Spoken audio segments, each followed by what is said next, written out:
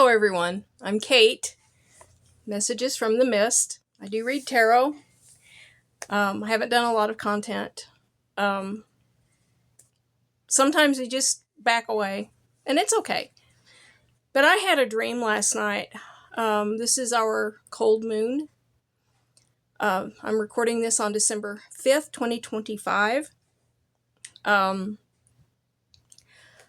preface this with I lost a very dear little dog several years ago before I moved to Colorado. His name was Trisket. In fact,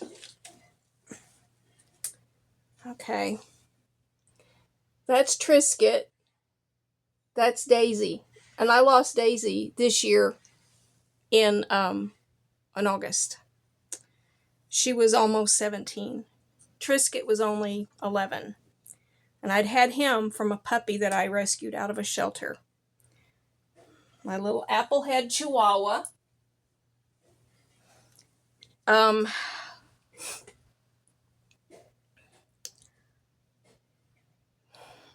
had a dream, and Trisket appeared to me in this dream.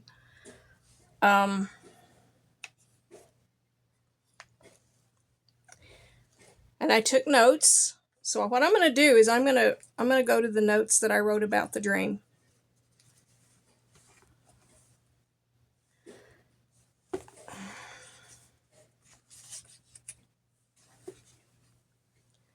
I saw Trisket. He appeared as himself, but had glass bottles on his feet. I saw he was wearing a complicated collar that I could not remove. He was tethered by a short leash. I removed the bottles, then unhooked the latch on the leash. I could not undo the weird collar. And this collar was very ornate, very complicated. Steel, like the cone of shame, only it wasn't a cone, and it had all sorts of mechanisms, and I couldn't get this collar off of him. I tried. The leash was suspended upward like this, and I undid the latch to let him go, but he didn't go anywhere. He had bottles on his feet, and I'll get to that. Now it is the next morning, and he was not there. Because it seems like after I unlatched him and took the bottles off his feet, some time passed or something. I went back to check on him. And the bottles were tied together and they were hanging. And inside the bottles were pastel lights. They glowed. And then there was a note. And this is from Trisket. And I'm hoping it's exactly as he said it. I have other places to go, but I will always be around. I read a note from my dog. I have other places I have to go, but I will always be around.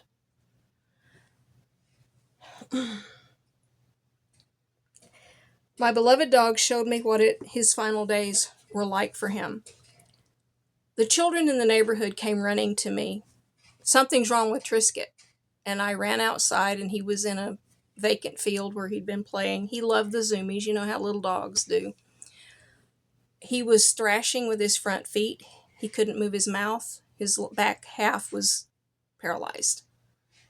I scooped him up, and I was inspired that I should use my protein powder and liquefy in a syringe and put it in his mouth to keep him. He wouldn't have made it if I hadn't. What little he did. Then his mouth opened up. His jaw began to be able to move. But he really couldn't make very many sounds. And that's the big collar that was on him. I think it restricted him. He did make some noises, but he couldn't really, he wasn't able to really talk anymore. I had to put a diaper on him and a potty pad. I could hold him up and help him potty that way. The veterinarian that I took him to, the old vet, Dr. Higgins, he gave him a cortisol shot, but it didn't affect anything. And I took him home, and I was on Facebook. I was like frantic. I'm like, I don't know what to do. I have no income. I don't know. I didn't know where to go. I didn't know where to turn. I knew what had to happen. I'd been talking to my dog using my cards, my Lenormand particularly.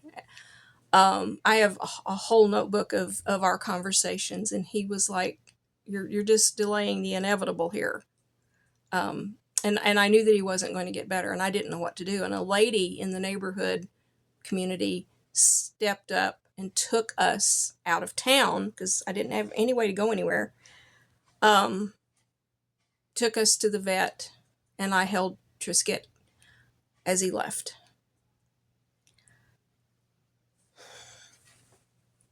Yeah, it was yeah.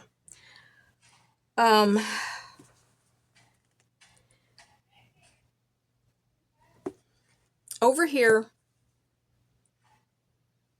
and it's moving. Okay, I have made an ornament that I hang for decoration. It's made of cardboard, red and white twine, and it has pictures of my two babies, one on one side, one on the other. So what we're going to do is I'm going to walk you over here to this ornament. It moves on its own, especially if Trisket's outward facing. He's on one side, she's on the other.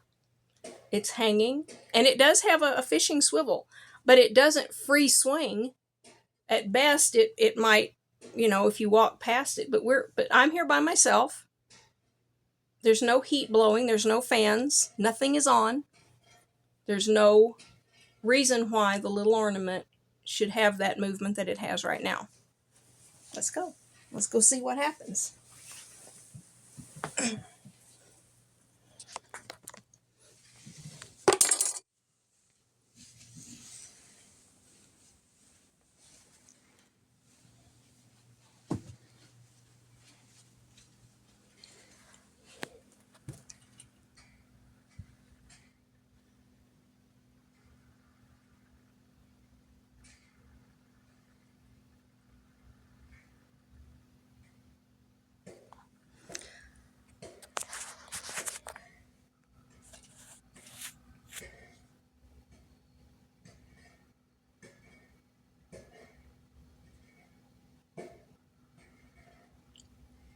I'm not doing this. It did this the first time last week, and I watched it do a much bigger swing than that. And it kept doing it for like half an hour. When my son came home, it was still moving. I have to set up my phone again. He watched it move too, just like y'all just did. I'm sitting up on my bed. So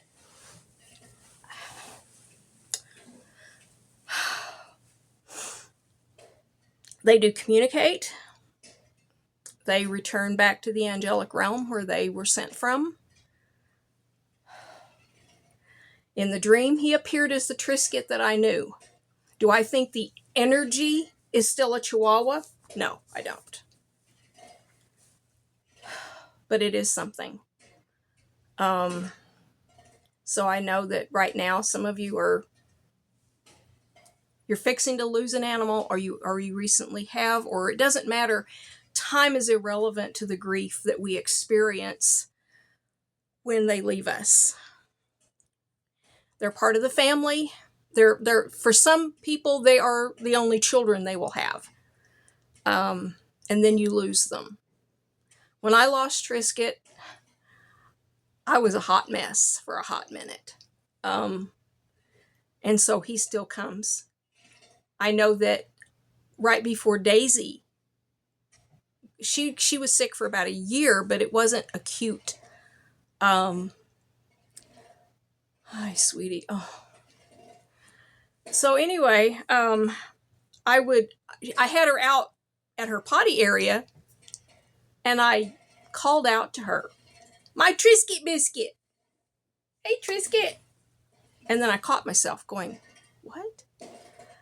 And I did that more than once. And I was like, okay, Trisket's right here. He's with her. And I asked in my readings, yeah, for sure. He's not going anywhere. They were together 9 years from when I had cancer back in 2013. I went to go live with my brother, and this was my niece Cheyenne's little dog, little Daisy. And I took her into the family. I had some encouragement to do that because actually it was Shawnee's dog. Cheyenne came over, her sister, and we bathed poor little dog and just brought her into the house, and she was part of the family. And that was 2013. And so 14, 15, 16, 17, 18, 19, 20, 21, 20, 21. About 2021 of that October is when I lost Trisket. I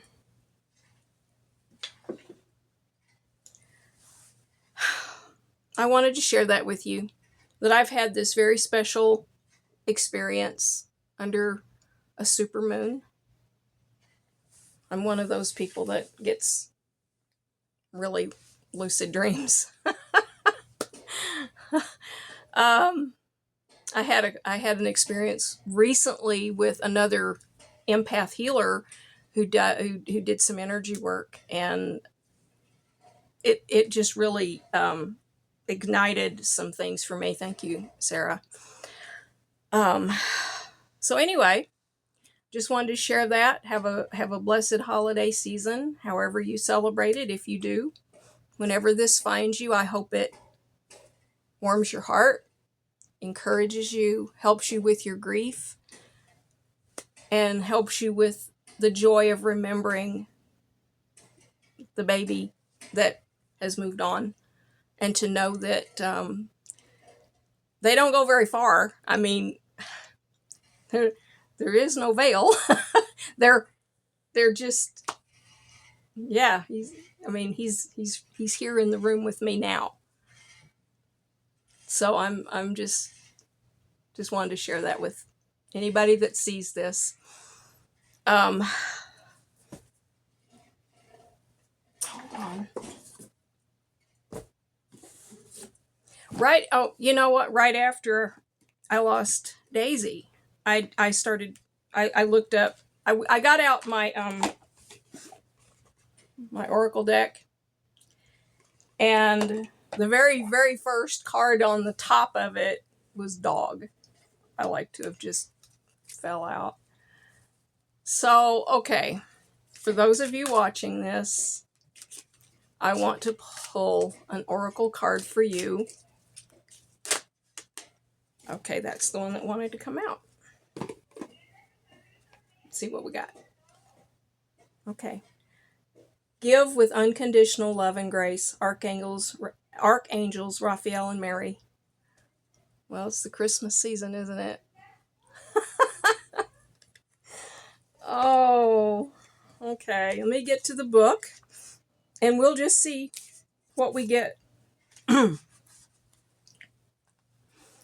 Cows originate from Lacume, the ascended aspect of Sirius. As fifth-dimensional beings, they spread the unconditional love and divine feminine light of the golden ray of Christ. While cows are warm, benevolent, and nurturing, their partners the bulls are strong and protective. Together they offer a perfect balance of grounded feminine and masculine energy. Cows with their motherly, giving characteristics have for eons graciously offered us their milk, which was originally in the golden era of Atlantis, perfectly calibrated to nourish us. Since then, many humans have eaten beef and taken milk without permission or appreciation. Although we have not always looked after them with respect, Cows continue to serve us in the expectation that we will treat them with love and gratitude as we raise our frequency in the approach of the new golden age. All right, those itches. When you receive this card, you are asked to tune in to the comfortable, motherly, nurturing, and stable aspects of your nature and balance it with the strong protective energy that is part of you. Your guidance is to center yourself and come into balance. Make sure you are grounded at all times. Examine your life and see how you can develop your feminine, giving, caring, and benevolent characteristics in a sensible, stable, and earthed way. Then stand in your power and demonstrate that you can be true to yourself. Recognize that you are truly lovable no matter how others treat you. Know that you are a unique and special being and have compassion for those who have less understanding than you do. And I leave that message with you. And me, Trisket, and Daisy bid you peace. Bye-bye.